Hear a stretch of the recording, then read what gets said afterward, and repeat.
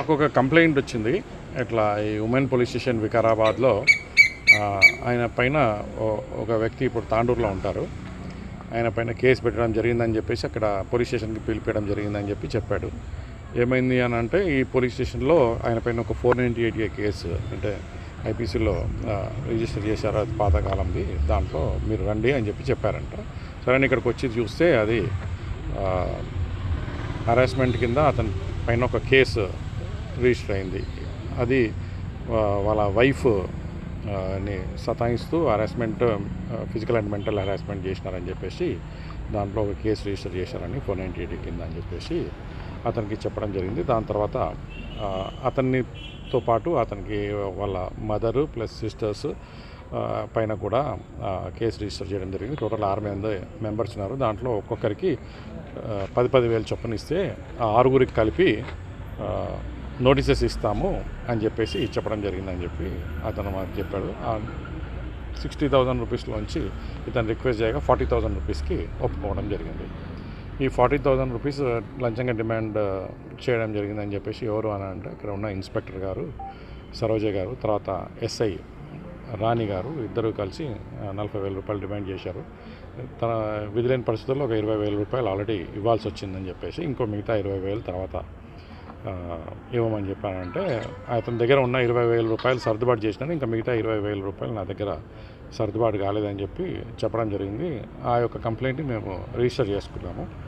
Register చేసుకున్న తర్వాత verify చేసుకున్న తర్వాత కొంచెం ఎవిడెన్సెస్ అవి కూడా మాకు లభ్యం అవ్వడం జరిగింది.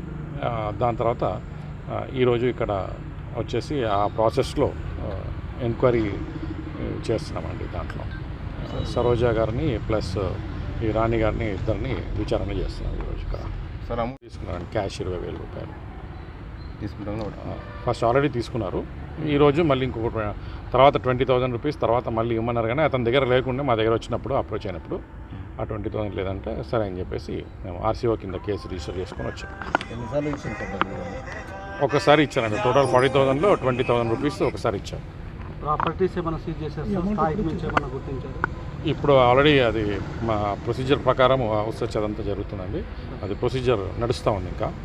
ఇంకా మొత్తం డీటెయిల్స్ అవన్నీ రాలేదు. వచ్చిన తర్వాత ఇన్ఫర్మేషన్ ఇస్తాం. ఆన్లైన్ సంబంధించిన సార్ ట్రాన్సాక్షన్ అది వెరిఫై చేస్తున్నామండి. వాళ్ళ ఫోన్స్లో మేము అవి కూడా వెరిఫై చేయడం జరుగుతుంది. 20,000 ఎవరికి ఇచ్చారు? సిఐకి ఎస్ఐకి? ఫస్ట్ ఇన్స్పెక్టర్ గారి ముందు ఎస్ఐ గారికి ఇవ్వడం జరిగింది. ఇద్దరు సమక్షంలోనే ఇచ్చినాడు. అంటే ఎవరు దొరికింది సార్? దాన్ని పట్టుకోవడం ఎవరు పట్టుకున్నారు అమౌంట్? అదే అండి, ఎస్ఐ గారు తీసుకున్నారు ఇన్స్పెక్టర్ గారి సమక్షంలో ఆ రోజు 20,000 అని చెప్పి మాకు కంప్లైంట్ ఉంది దాంట్లో. Thank you. నా పేరు ఇర్షద్, నేను మున్సిపల్ కౌన్సిలర్ తాండూర్. ఫిబ్రవరి 20 తారీఖు నాడు నా భార్యకు నాకు ఒక చిన్న గొడవ జరిగింది. అట్టి గొడవలో మా బామర్దులు కొద్దిగా నేర్పేసి వికారాబాద్ జిల్లా ఉమెన్స్ పిఎస్కి వచ్చి చిన్న కాంప్లైంట్ ఇవ్వడం జరిగింది. ఆ కాంప్లైంట్లో నన్ను కౌన్సిలింగ్ చేయకుండా ఒక్కటే రోజు ఇచ్చిన కాంప్లైంట్ 26 తారీఖున ఇచ్చిన కాంప్లైంట్ అదే రోజు కేసు బుక్ చేయడం జరిగింది. ఇక్కడ అదే రోజు కేసు బుక్ చేసి నన్ను పిలిచి అవమానకరంగా మాట్లాడేసి నానా తిట్లు తిట్టి నిన్ను కౌన్సిలర్ పదవి నుంచి ఊడగొడతా అని చెప్పేసి నన్ను బెదిరించి ఇలాంటి మాట్లాడడం జరిగింది మేడం.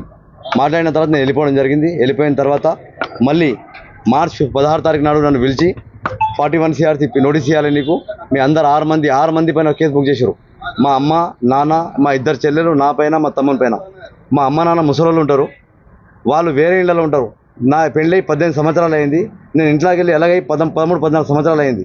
వాళ్ళకు నాకు ఎటువంటి సంబంధం ఎలాగుంటా అయినా వాళ్ళ మీద దౌర్జన్యంగా కేసు బుక్ చేసి వాళ్ళకు కూడా ఇబ్బంది పెట్టడం జరిగింది. ఒక చెల్లెలు హైదరాబాద్లో ఉంటుంది, ఆమె ఇక్కడ రాదు, ఆమె కూడా కేసు బుక్ చేయడం జరిగింది. ఒక చెల్లెలు ఇంకో ఇలాంటి దౌర్జన్యంగా సిఐ సరోజ మేడం గారు భయపెట్టి వాళ్ళ దగ్గర అవతల దగ్గర డబ్బులు తిని నా రాజకీయ పదార్థులు కూడా మా బామర్దులు ఇంట ఉండి వాళ్ళతో డబ్బులు ఇప్పించి దౌర్జన్యంగా నా మీద కేసు బుక్ చేపించిన తర్వాత 41 CR బెయిల్ ఇస్తా అని చెప్పేసి నన్ను పిలిచి మళ్ళీ నలుగురికి మళ్ళీ 16 తారీఖు నాడు అందరూ రావాలని చెప్తే మేము నలుగురు, మా అమ్మ నాన్న నేను అందరం కలిసి వచ్చిన తర్వాత మరి మా నలుగురితో సిగ్నేచర్ చేపించుకొని మీ 2 చెల్లెలది ఏమైనా నన్ను అడిగి మిగతా మొత్తం కావాలంటే మాత్రం ఖచ్చితంగా ఒక్కరికి లంచంగా 10,000 చొప్పున 60,000 రూపాయలు ఇస్తేనే మీకు బెయిల్ ఇస్తా, లేకుంటే మీకు జైలు పంపిస్తా అని చెప్పేసి CI Saroja madam and SI Rani madam చెప్పడం జరిగింది. చెప్పిన తర్వాత నాతో అంత డబ్బులు కావాలని నేను బతిలాడడం జరిగింది. అయినా ఆమె ఒప్పుకోకుండా నన్ను బలవంతంగా నన్ను టార్చర్ పెట్టి డబ్బులు కావాలని చెప్పి లాస్ట్ 40,000 రూపాయలకు సెటిల్మెంట్ చేసింది.